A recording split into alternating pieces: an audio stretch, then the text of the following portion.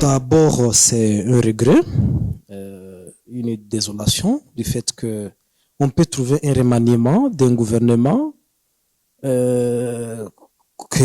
est un gouvernement national, un gouvernement congolais, tout en excluant d'autres communautés.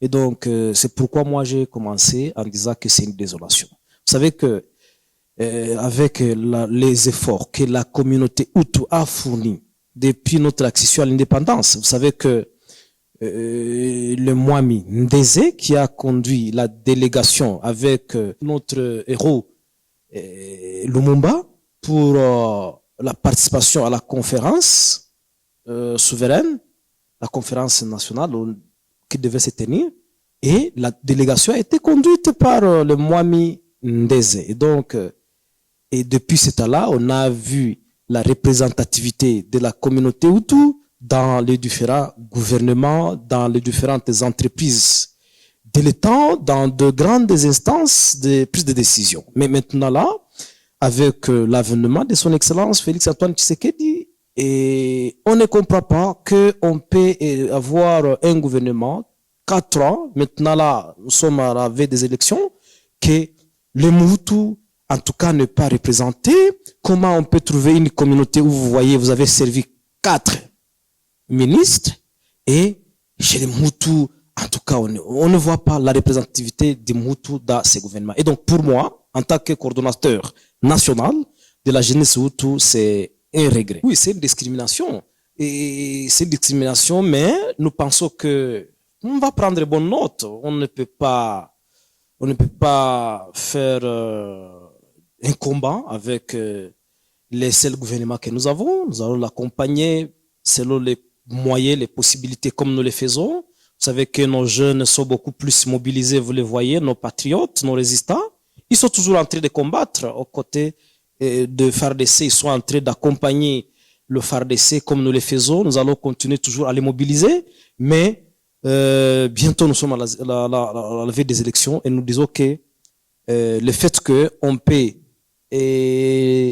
nommer tout un gouvernement en excluant la communauté Hutu, une communauté qui est sur le plan numérique, sur le plan démographique. Au Nord Kivu, en tout cas, c'est une communauté qui pèse beaucoup plus.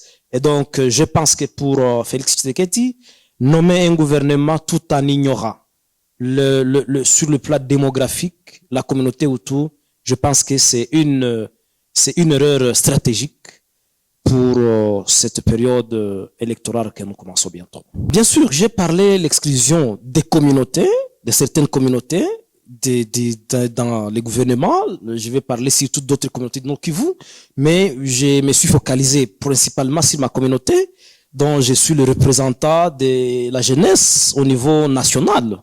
Et bien sûr, je connais qu'il y a d'autres communautés qui n'ont pas été représentées, mais chez nous, je parle spécialement de notre communauté, de ma communauté, qui est une communauté non négligeable sur le plan démographique au niveau du Nord Kivu. Je pense que le gouvernement a été nommé, on ne va pas encore se dire. Nous avons rencontré le président de la République c'était en novembre, et nous lui avons expliqué beaucoup de problèmes, y compris aussi cette exclusion de certaines communautés dans les institutions de l'État. Et donc, nous pensons que, en cette période, nous allons toujours mobiliser pour la jeunesse, d'accompagner ce gouvernement qui a été mis en place, c'est celle que nous avons.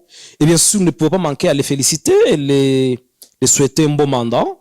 Mais ce qui doit être fait maintenant, c'est à ce gouvernement de voir comment on doit se souvenir quand même de la contribution de notre jeunesse qui s'est mobilisée maintenant, qui est en train de verser le sang. Les jeunes qui sont en train de contribuer, de cotiser, de tout faire pour que le pays recouvre sa toute quiétude. Donc, on ne peut pas continuer à nommer dans des institutions les gouvernements comme on est absent. Moi, je pense que maintenant, le gouvernement, le président de la République devra comprendre que l'État est là, est venu, après avoir été représenté dans tous les gouvernements passés, selon toute la République passée.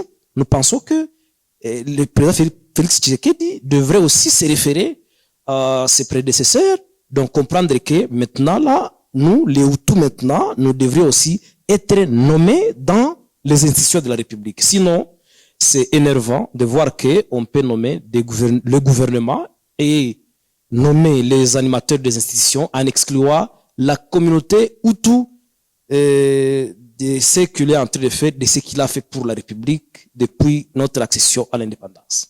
La crainte est qu'on va commencer à prendre des décisions en nous excluant. La crainte est que tous les efforts que nous sommes en train de consentir, mais lorsqu'il y a partage des gâteaux, on ne voit que les autres qui partagent, pendant que nous là qui combattons, tous ces jeunes qui sont mobilisés pour accompagner nos FARDC ne se retrouvent pas. Et donc, on comprendra que nous allons lutter et les autres vont partager les gâteaux. Et donc, c'est quelque chose d'inacceptable.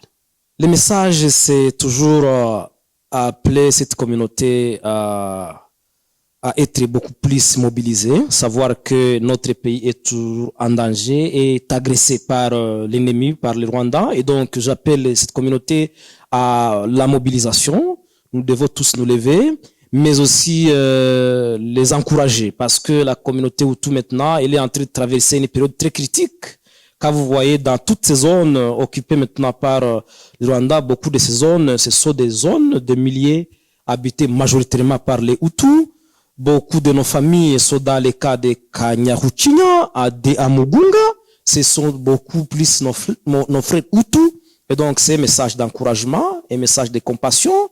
Bien sûr, il y a aussi quelque chose qui se passe dans la ville. Vous voyez qu'il y a toujours encore beaucoup de cas de criminalité dans la ville de Goma, dont le phénomène 40 voleurs prend de l'ampleur toujours. Il y a aussi des morts ciblées, surtout de nos leaders Hutus, où je vais profiter d'adresser aussi un message de condoléances à toute la communauté Hutu, toute ma communauté qui a perdu un des représentants de la communauté dans le territoire de Massissi. Et donc, c'est une période où nous adressons un message d'encouragement